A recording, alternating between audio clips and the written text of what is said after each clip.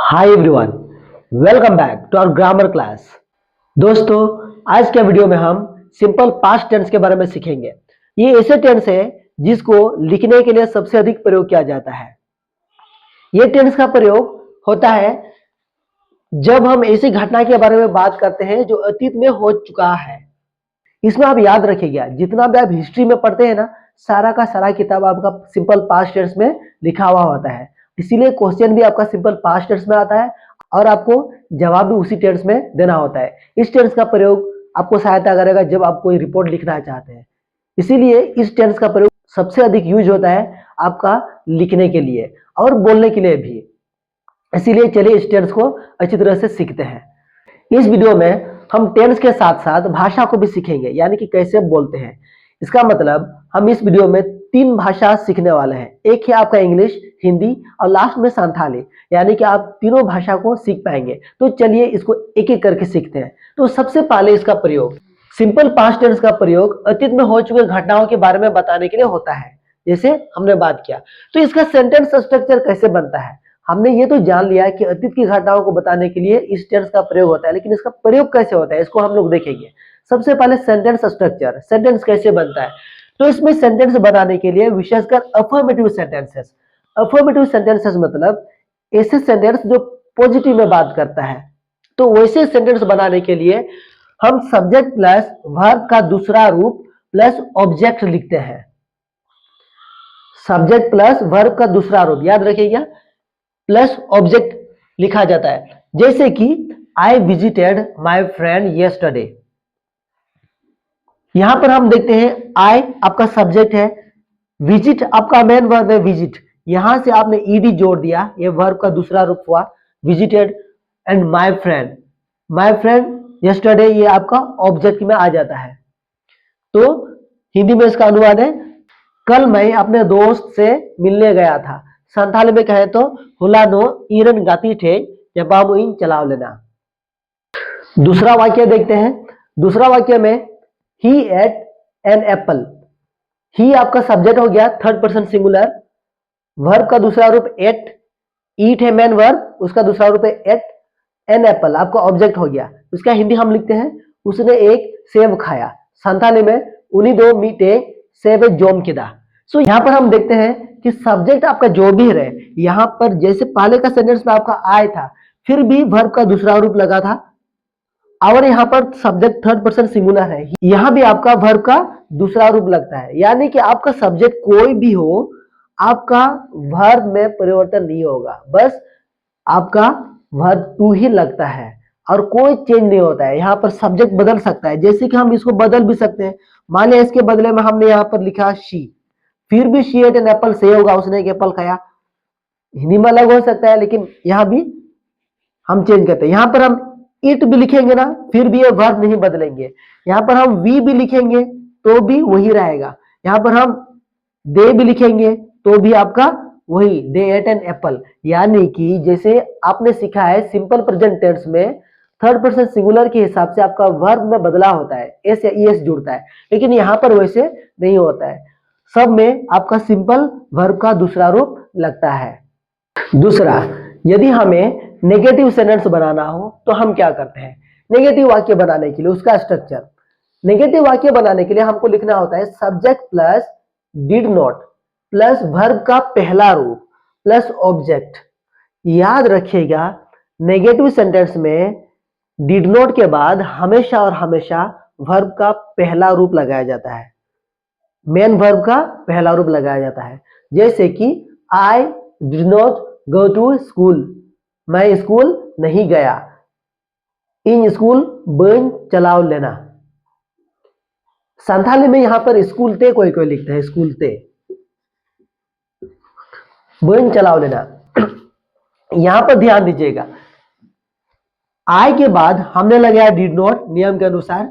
इसके बाद ग जो है ना पहला रूप है, इसका यदि आप दूसरा रूप जानना चाहें तो इसको वेंट बोलते हैं, वेंट।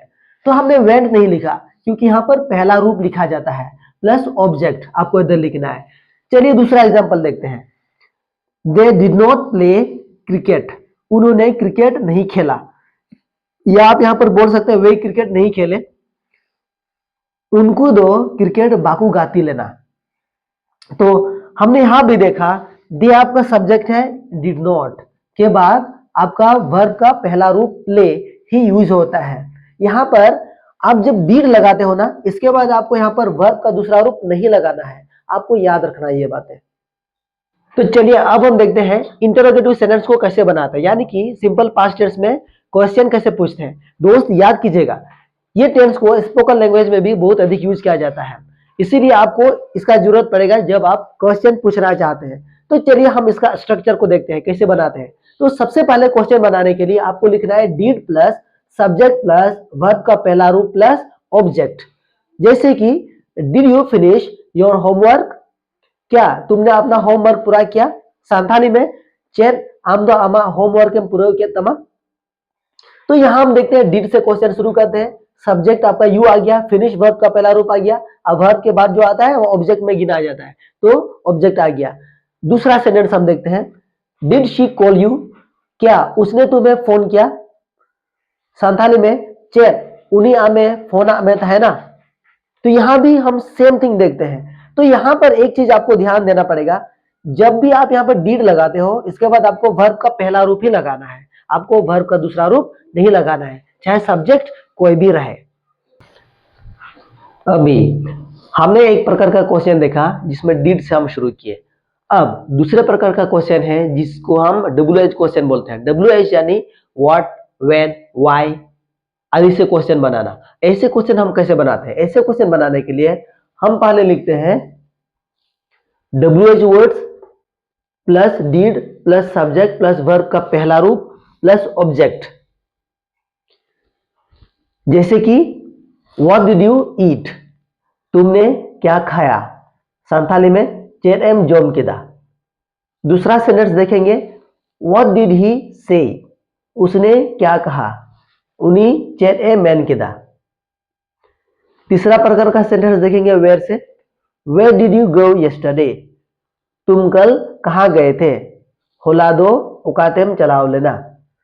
सो ये एक प्रकार का क्वेश्चन है, लेकिन WH के साथ एक एक्सेप्शन है, दैट इज हु के साथ ये डिड नहीं लगता है, क्योंकि जब भी हम हु के बारे में पूछते हैं यानी उसमें हम सब्जेक्ट को हटा देते हैं, हु ही आपका सब्जेक्ट बन जाता है। जैसे कि हम इसमें देखेंगे हु के साथ डिड नहीं लगेगा। जैसे कि हु ब्रोक द विंडो, खिड़की किसने तोड़ी, खिड़की ओकोय रपुट के दा। जब भी हम हु का प्रयोग करेंगे सब्जेक्ट के स्थान पर, आपका दूसरा सब्जेक्ट नहीं लगता है और डिड भी इसमें नहीं लगता। ये एक एक्सेप्शन था। हमने देख लिया अफर्मेटिव सेंटेंस कैसे बनाते हैं, नेगेटिव सेंटेंस कैसे बनाते हैं और क्वेश्चंस कैसे बनाते हैं। अब हम ये देखेंगे कि इन पास्ट टेंस को किन परिस्थिति में यूज किया जाता है। ऐसे तो हमने बात किया बीता हुआ घटनाओं के बारे में बात करने के लिए इसका प्रयोग होता है, लेकिन फिर भी डिटेल में देखते हैं। तो पहला यूज इसका होता है, एक केस में होता है completed action in the past, जो काम बीते हुए समय में पूरा हो चुका है। जैसे कि he bought a new car, उसने एक नई कार खरीदी, पुराना समय में हो चुका है। संताले में उन्हीं दो मीटे नवा कारे किरिंग किदा। दूसरा परिस्थिति है आपका पास्ट हैबिट्स, बीते आदत, बीते दिनों का आदत। जिस किसी के बारे में हम बात करते हैं उसका बीते दिन का आदत था तो उसके बारे में बात कर, बीते दिन की आदत के बारे में बात करने के लिए इसका यूज होता है। जैसे कि I played cricket every evening, मैं हर शाम को क्रिकेट खेलता था। पुराने जमाने में मेरा आदत था, मैं खेलता था क्रिकेट। इसका संथाली मेरे संथाली दोस्तों एंड भाइयों प्लीज बताएंगे इसका संथाली क्या होगा। तीसरा नंबर आपका पास्ट फैक्ट्स के बारे में, बीते दिन का फैक्ट्स के बारे में जो सच आया था। जैसे कि वी लिव्ड इन दिल्ली इन 2015, हम 2015 में दिल्ली में रहते थे। आले 2015 रे दिल्ली रे ले धैनकान थाइकना। तो यही तीन परिस्थिति में आपका सिंपल पास्ट टेंस यूज होता है। और याद रखिए ये टेंस आपका लिखित लैंग्वेज में, रिटन लैंग्वेज में सबसे अधिक यूज होने वाला है और स्पोकन में भी ये बहुत महत्वपूर्ण टेंस है, इसीलिए इसको जरूर याद कीजिएगा। दोस्तों यदि आपको ये वीडियो अच्छा लगा तो इसे लाइक करें, कमेंट करें, अपना दोस्तों के साथ शेयर करें और चैनल को सब्सक्राइब करना ना भूलें ताकि आने वाला वीडियो आप तक जल्द से जल्द पहुंचे। Thank you so much.